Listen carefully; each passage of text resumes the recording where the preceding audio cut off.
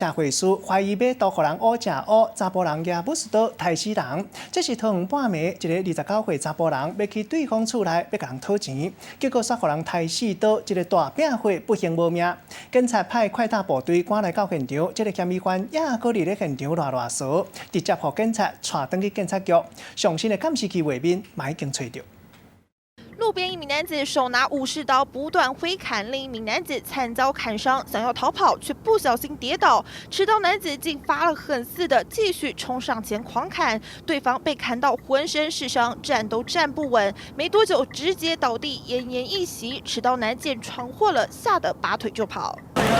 居民纷纷围观，仔细看，斑斑血迹遍布巷子口，令人触目惊心。因为骇人听闻的凶杀案就在桃园这处宁静巷弄发生。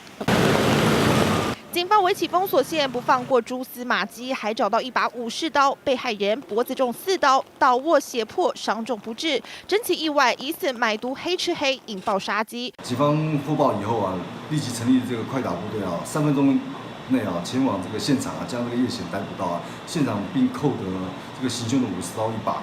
那全案啊，我们朝这个杀人来侦办。事发在23号凌晨，桃园平镇，29岁的陈姓死者与叶姓男子合资购买毒品，产生债务纠纷，双方先是电话口角，嫌犯就趁着死者搭计程车上门理论时，准备武士刀下楼砍杀。嫌犯行凶后逗留现场，被逮个正着，依照杀人罪移送。根据调查，双方都有吸毒前科，彼此熟识，如今却为了金钱瞧不拢，债主讨债不成，遭砍，闹出一条人命。记者林柱强桃园报道。